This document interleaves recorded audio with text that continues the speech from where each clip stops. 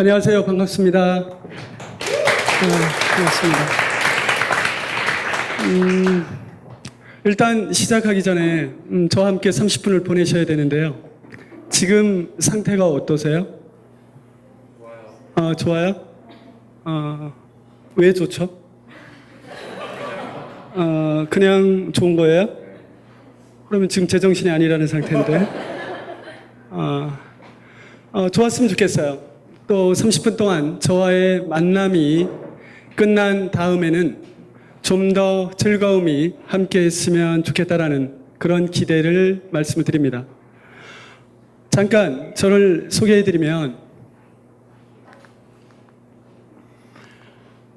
저는 PSI 컨설팅 소속의 드보노 크레비지 연구소에서 컨설팅 일을 하고 있습니다.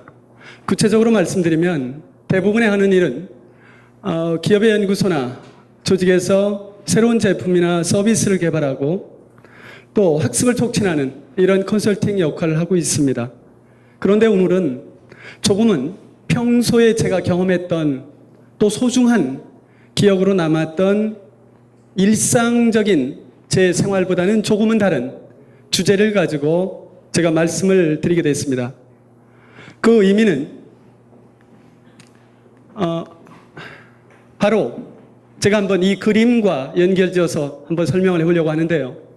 이 그림을 보시면서 떠오르는 이 그림이 의미하는 느낌, 어떤 단어로 표현할 수 있죠?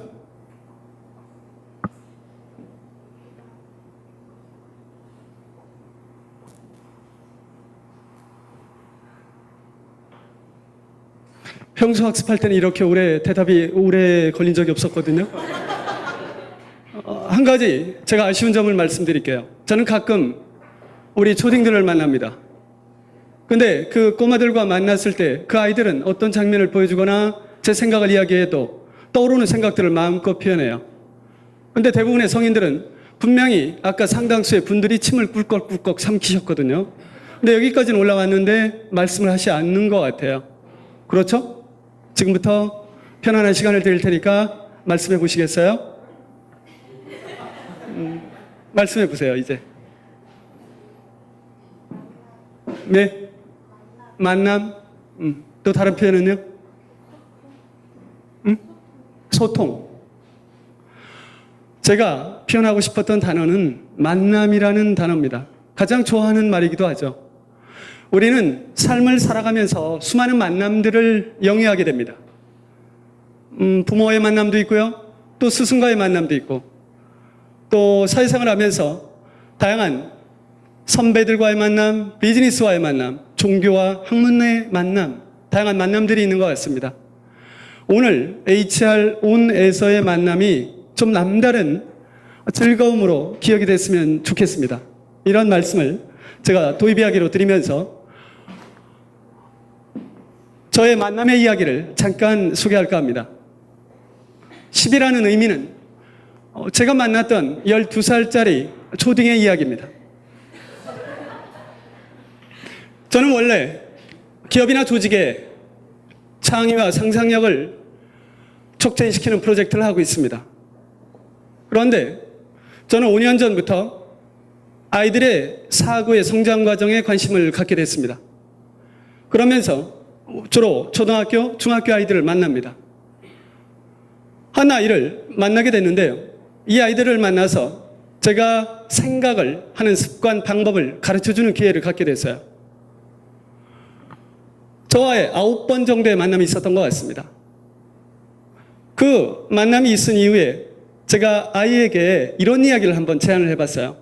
꼬마야, 이번에 너가 한번 지금까지 선생님하고 해왔던 걸 일상에서 한번 혼자 스스로 해볼래? 라고 얘기했습니다. 그런 약속을 한 뒤에 4주 뒤에 다시 만나기로 했어요. 아이에게 물었습니다. 4주 동안 너 스스로 써보니까 느낌이 어떻더냐라고 물었더니 이 아이의 대답은 의외의 말이 나옵니다. 어떤 이야기를 했냐면요. 선생님, 우리 엄마, 아빠 좀 한번 만나주시면 안 돼요? 우리 엄마, 아빠 때문에 잘 안 되는 것 같아요. 라는 얘기를 했어요. 저는 그게 무슨 이야기인가 했어요. 그래서 그 다음 주에 그 부모님을 만나게 되었습니다. 부모님을 만나서 얘기를 하던 중에 그 부모님의 이야기 중에 반복적으로 제 귀에 들렸던 얘기는 이거였습니다. 선생님, 그런 거의 중요성은 잘 알고 있습니다만 우리는 너무나 바쁘고 잘 안 되는 것 같아요. 라는 얘기였습니다. 잠시 한번 제가 한 기업들을 소개하는데요. 혹시 이 기업들의 공통점이 뭘까요? 맨 위쪽 왼쪽에 위치한 이미지의 모습은 구글의 모습입니다. 오른쪽은 SAS 인스티튜트라는 기업이고요. 하단에 있는 기업은 넷앱이라는 스토리지 솔루션 기반의 기업입니다. 공통점이 뭐죠? 네. 그래요. 다행이라도 한 분이라도 말씀을 하신 분이 있었어요. 제가 혹시라도 못 맞추면 어떡하나 싶어서 힌트를 드리려고 제가 이 다음 글을 준비해 놨었거든요. 포춘입니다. 해마다 포춘지에서는 일하기 좋은 100대 기업, 1위 기업들, 100대 기업들을 발표하죠. 그 중에 구글은요, 2012년, 2008년, 2007년 1위로 선정이 됐던 기업입니다. 두 번째, SAS 인스티튜트라는 기업은 2011년, 2010년 1위에 선정된 기업입니다. 세 번째, 넷앱이라는 기업은 2009년도에 1위에 선정된 기업입니다. 이 기업들은 개인의 라이프 사이클을 존중합니다. 자율 출퇴근제를 포함해서 심지어 근무 중에 수영도 할 수 있고 발리볼을 할 수 있고 당구도 칠 수가 있습니다. 개개인의 사생활까지도 보장을 해주죠. 보건 및 의료는 기본입니다. 수평적 조직 문화는 기본이죠. 피트니스 센터, 많은 조직 구성원들이 선망하는 이런 서비스는 기본으로 되어 있는 기업들입니다. 이 기업들의 공통점은 한마디로 이거다라고 볼 수 있습니다. 구성원 개개인에게 최적의 일과 삶의 균형을 맞출 수 있는, 누릴 수 있는 기회를 제공하고 있다는 점입니다. 이러한 기업들의 모습을 제가 말씀드렸는데 최근 국내 대기업들도 제가 많은 기업을 가봅니다. 상상놀이방도 만들고요. 그 다음에 피트니스 센터, 자율 출퇴근제 등등을 포함한 많은 제도를 시행하는 걸로 알고 있습니다. 몇 년 전부터 GWP 코리아에서는 국내 일하기 좋은 100대 기업을 선정해서 발표하는 걸로 알고 있습니다. 그렇다면 제가 지금 한 가지 여기 모이신 선생님들께 질문을 드리겠습니다. 왜 많은 기업들은 일하기 좋은 환경을 만들려고 할까요? 네?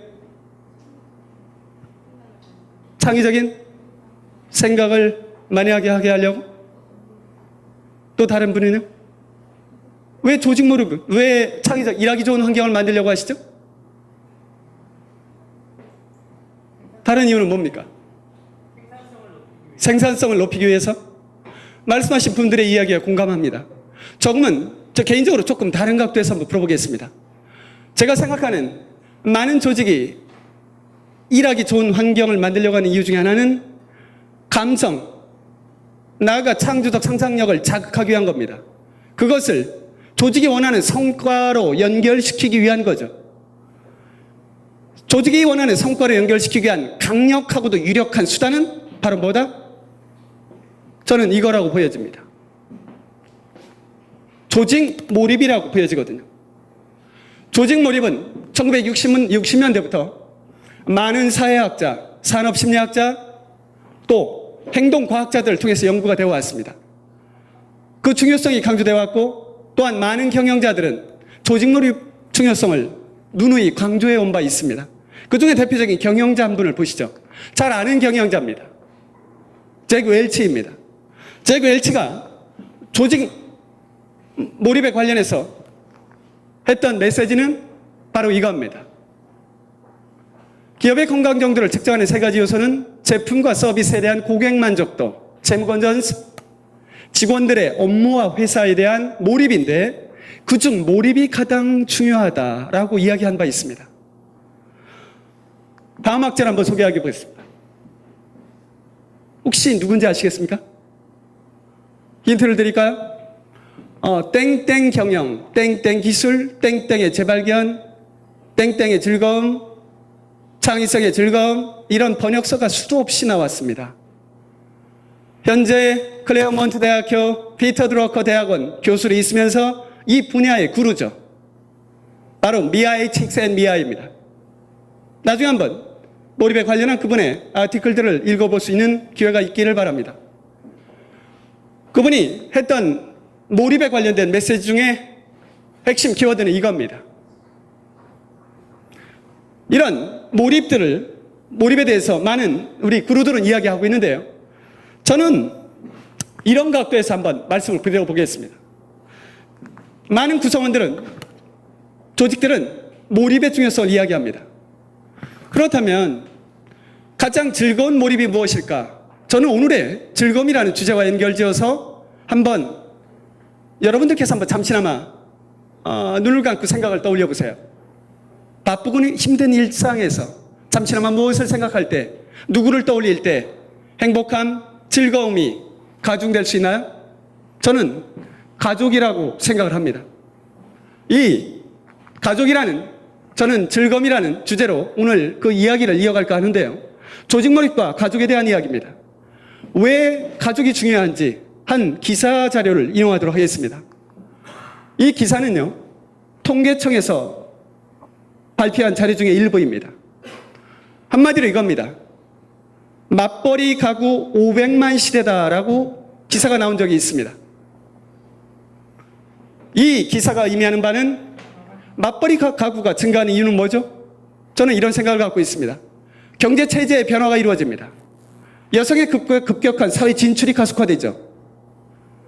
그로 인해서 주거비용도 늘어납니다. 생활 부담이 가중되죠. 전 세계에서 유일무이할 정도로 사교육비 부담이 높은 대한민국의 현실 속에서 많은 맞벌이들은 증가할 수밖에 없는 구조를 안고 있습니다. 이런 우리 구조 속에서 한번 우리의 현실을 한번 생각해 보죠. 이런 맞벌이가 증가하는 현상 속에서 가장 대표적인 최대의 피해자는 누굴까요? 저는 이 아이들이라고 생각을 합니다. 제가 모두에 이런 말씀을 드린 바 있습니다. 너무나 바쁜 일상이에요. 부모님들은 너무나 바쁘세요. 바쁠 수밖에 없는 이유는 우리 일터를 가서 보면 너무나 바쁩니다. 월화수목 금금금. 많은 구성원들은 일에 지쳐 있습니다. 그럴 수밖에 없는 환경이기도 합니다. 이런 환경의 최대의 피해자는 저는 아이들이라고 생각을 하고 주장을 하고 싶습니다. 아이들에게 가장 중요한 게 뭘까요? 가치관에 대한 얘기입니다. 최근의 아이들을 보면 이런 이야기를 합니다. 제가 만난 우리 초등학교, 중학교, 고등학교 아이들은 학교는 점수이고요. 학교는 형식이고요. 학원은 점수라고 이야기합니다. 아까 제가 만났던 부모님의 이야기처럼 부모님들은 너무 바쁘세요. 이 아이들이 일상에서 누구와 꿈을 나누고 누구와 생각을 나누며 누구와 공감을 하며 자기의 미래에 대해서 또 자기의 경험에 대해서 얘기할 수 있는 기회가 있을 거라고 생각을 하십니까? 저는 이러한 아이들의 가치관을 갖게 해주는 역할 또한 누구의 몫이다라고 생각하느냐 하면 기업의 몫이라고 생각합니다. 기업은 끊임없이 더 많은 생산성, 끊임없이 지속 성장과 혁신을 이유로 많은 구성원들에게 그걸 요구해 왔거든요. 그러면 이제 한숨 돌릴 시간이 됐습니다. 그런 시기가 되었다고 저는 생각을 합니다. 그런 차원에서 이 가치관에 얽힌 한 작은 슬픈 이야기를 한번 드려보겠습니다. 2011년 서울에 있는 한 고등학교 3학년 우수 학생이 모친을 살해합니다. 몇 개월 뒤에 그 모체는 시신으로 죽은 채 발견이 됐죠. 이 아이는 지금 수감 중입니다. 수감 중인 이 아이가 친구에게 보낸 편지가 최근에 한 언론에 공개가 된 적이 있습니다. 그 얘기 중에 저의 가장 심금을 울렸던 메시지 중에 하나는 이거였습니다. 부모는요, 함께 가라고 이야기한다고 합니다. 학부모는요, 앞서가라고 얘기한다는 겁니다. 부모는 꿈을 꾸라고 이야기하고 학부모는 꿈을 꿀 시간조차 주지 않는다는 겁니다. 물론 저는 이 상황에서 비단 부모의 가치관, 부모의 어떤 역할만이 이걸 다 수습할 수 있으리라고는 보지 않습니다. 또 하나의 아킬레스건이 있죠. 바로 뭐죠? 인터넷 환경입니다. 다중지능 이론의 선구자이자 하버드 대학 교수인 하워드 가드너 박사는 이런 얘기를 한 바가 있습니다. 요즘 작금의 우리 청소년들은 자기가 지금 무엇을 하고 있는지, 어떤 환경에 놓여져 있는지조차도 모른다라고 이야기했습니다. 물론 인터넷이 아이들의 학습 능력, 정서적 능력, 나아가 사회학까지 장애가 되는 건 주지의 사실입니다. 그렇지만 이게 모두 인터넷 탓일까요? 가정에서 부모의 역할은 무엇이었습니까? 저는 이 즈음에서 가치관에 대한 말씀을 드리고 있는데요. 가치관이라는 건 사전적 정의가 이렇게 되어 있습니다. 한마디로 쉽게 말씀을 드리면 가치관이라는 건 바람직한 게 무엇인지, 해야 할 일이 무엇인지, 하지 말아야 될 일이 무엇인가를 아이들이 생각하게 만드는 그 기준이, 행동의 기준이 되는 겁니다. 저는 개인적으로 우리 아이들을 만날 시간이 있었습니다. 왕따라는 이야기를 많이 했죠. 왕따를 시켰던 아이들은 그 왕따가 왜 왕따를 시키는 것이 잘못되었는지, 또 그로 인한 행동이 어떤 게 유발되는지를 누구에게도 별로 들은 바가 없습니다. 그런 측면에서 부모의 역할이, 부모의 가치관이 얼마나 중요한지를 한 번쯤 생각하셨으면 좋겠다 이겁니다. 혹시 스링크 위기라는 말 들어보셨나요? 들어보신 적이 있는 분 계세요? 이 얘기는 뭐냐 하면, 질의응답이 잘 안 되네요. 이 얘기는 뭐냐 하면, think weak. 2000년대 중반에 우리 기업에서 회자됐던 대표적인 표현입니다. 누구를 이야기하는지 바로 빌 게이츠입니다. 어떤 기업이냐? 마이크로소프트입니다. 빌 게이츠는 1년에 정기적으로 생각 주간을 가졌다고 합니다. 아무도 방해받지 않는 오두막에서 마이크로소프트의 미래와 전략과 비전에 대해서 구상을 하고 조직 구성원들이 보낸 창의적인 아이디어와 제안을 검토하는 생각 시간을 가졌다고 하는 얘기입니다. 그런데 여기서 한 번쯤 생각해 보시죠. 빌 게이츠의 생각 습관이 언제부터 이어지게 됐을까? 누가 영향을 미치게 됐을까? 그걸 제가 조사해 보니까 빌 게이츠의 생각 습관은 어렸을 때부터 비롯되었다고 합니다. 거기에 영향을 미친 사람은 윌리엄 게이츠 2세입니다. 빌 게이츠의 이름이 정확히 얘기하면 윌리엄 게이츠 3세입니다.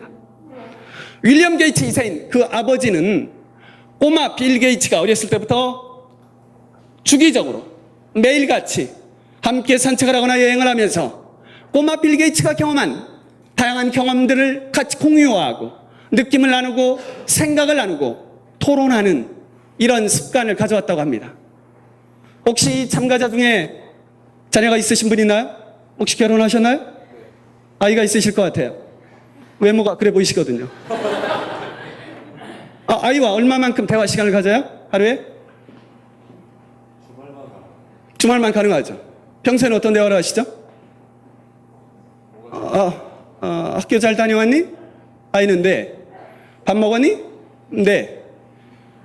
공부 잘 되니? 네. 아빠한테 할 말 없어? 네. 그거 가 공부해? 이건 대화가 아니죠. 이렇게 바쁘신 겁니다. 이분이 잘못되었다는 게 아니라, 여기에 참가하신 이분이 잘못되었다는 게 아니라 일터가 너무 바쁘게 만드는 겁니다.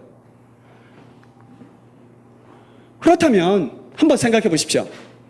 아이들의 가치관, 부모로서의 가치관, 생각 습관을 갖는 이러한 기회는 누구보다 중요한데 잘 생각해 보세요. 우리 아이들의 다양한 관점을 방해하는 것, 아이들의 다양한 생각들을 하지 못하게 방해하는 건 뭐라고 생각하십니까? 개인적으로. 부모의 무엇이 아이들의 다양성, 다양한 관점을 보지 못하게 만들죠? 네? 네? 욕심? 욕심일 수 있죠. 또 다른 표현은? 부모의 무엇이 다른 걸 보지 못하게 만들어요? 조급함? 무엇이 아이들의 장애물이에요? 잘 한번 생각해 보세요. 조직으로 비추어 얘기해 볼까요? 조직 내에서 여기 계신 담당자들이 수많은 기획서들을 우리 리더들에게 올릴 겁니다. 여러분이 생각해낸 창의적인 아이디어들이 리더의 무엇 때문에 막힙니다. 장애물이 됩니다. 이렇게 하면 비유가 될까요? 뭐가 되죠?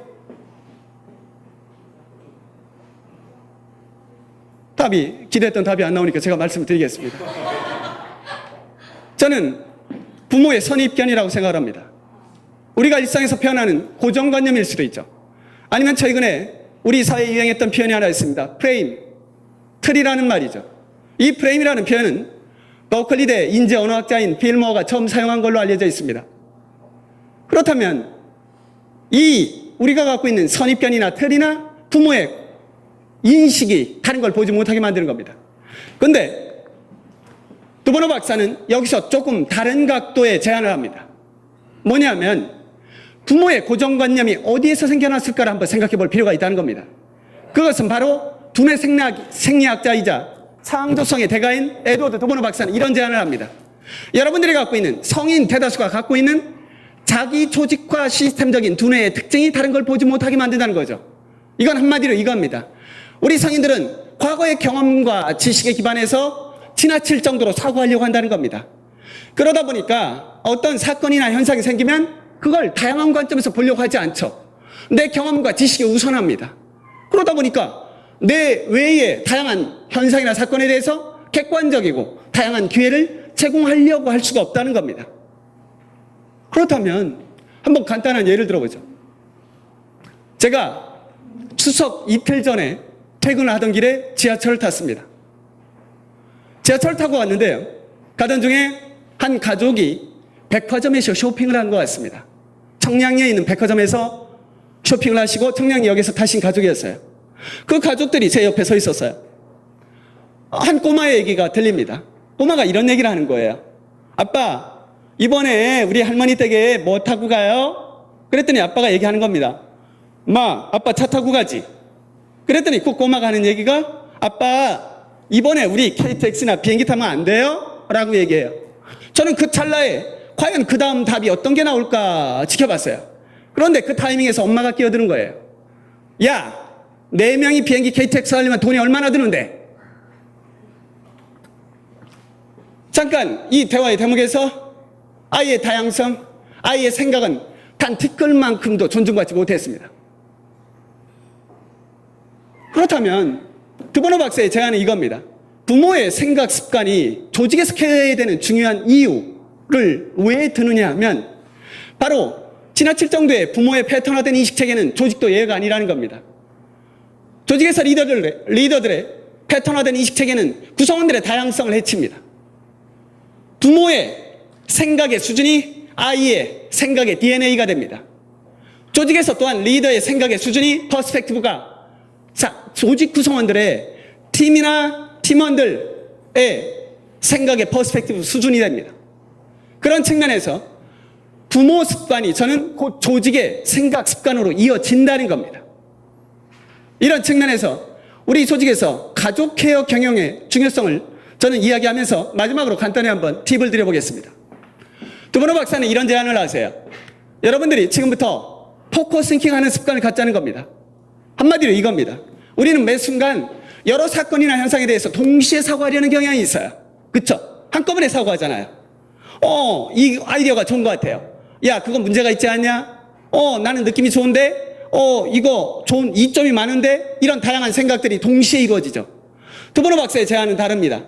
우리는 지금부터 상황과 역할에 적합하도록 사고하자는 겁니다. 아까 그 KTX에 철도에서 만난, 지하철에서 만난 아이의 이야기에 부모님의 대응은 그랬었어는 안 되는 겁니다. 아이의 상황에 맞게, 그 상황은 아이가 KTX나 왜 비행기를 타자고 했는지 그 상황에 적합한 대화를 이끌어 나갔어야 되는 겁니다. 이건 반복적인 습관화에 의해서만 이루어진다는 거죠. 다시 한번 한 가지 더 예를 들어보겠습니다. 드보노 박사의 한 방법 중에 일부입니다. 이 방법은 플러스 마이너스 띵킹이라는 사고의 한 예입니다. 평소에 여기 계신 분들이 다양한 여러 가지 사고 유형 중에 긍정사고와 부정사고를 같이 하시죠? 따로 하시나요? 같이 하시나요? 같이 하죠. 같이 할 때 느낌이 어땠어요? 제가 잠깐 비유를 조직으로 돌려볼까요? 여기 미혼이신 분들이 많이 있으니까 조직에서 회의를 하시죠.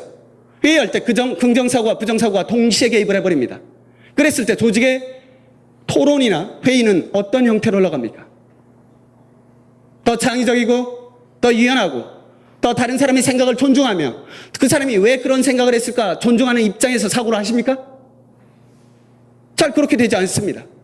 긍정사고와 부정사고가 동시에 난무하면 다양한 관점을 볼 수 없을 뿐더러 더 큰 문제는 우리 조직이 갖는 더 긍정적이고 창의적인 가치 또한 볼 수 없게 된다는 문제가 있다는 겁니다. 이런 측면에서 드보노 박사의 제안이 이겁니다. 한번 지금부터 긍정사고와 부정사고를 분리해서 생각해 보시겠습니까? 어떤 사건이나 현상에 대해서 긍정사고를 보면 볼수록 우리는 다양한 가치를 볼 수 있게 됩니다. 그런데 우리는 부정적 사고에 더 익숙하죠. 여러분의 대부분의 일상의 우리의 사고 형태는 부정적 사고에 더 친숙하게 반응하도록 되어 있다 이겁니다. 이런 측면에서 제가 드보노 박사의 한 작은 방법의 예를 통해서 우리 부모들이 가져가야 될 생각 습관에 대한 형성, 교육이 중요한 이유를 마지막으로 말씀을 드려봅니다. 여기에 수많은 HR 담당자들이 자리하고 계십니다. 조직의 꽃이라고 하죠. 실제 꽃인지는 모르겠지만 결제 올릴 때마다 이루어지지 않고 웬 기각사유는 그렇게 많은지.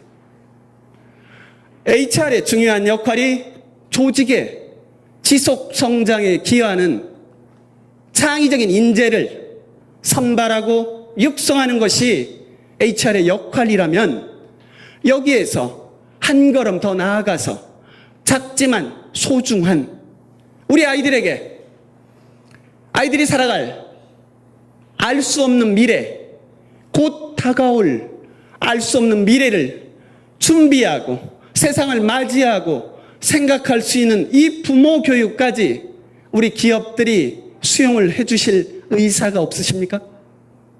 저는 개인적 경험을 통해서 제가 30분 동안 이런 강연을 준비하게 됐습니다만 우리 조직들이 조금 더 한 걸음 더 나아가서 가족을 케어하는 경영까지 간다면 저는 조직이 원하는 트러스트, 프라이드, 펀 더 나아가서 조직 몰입의 성과까지 연계되는 그런 멋진 또 위대한 가장 일하기 좋은 기업이 되지 않을까 이런 생각을 말씀드리면서 30분 동안의 강연을 마치도록 하겠습니다. 감사합니다.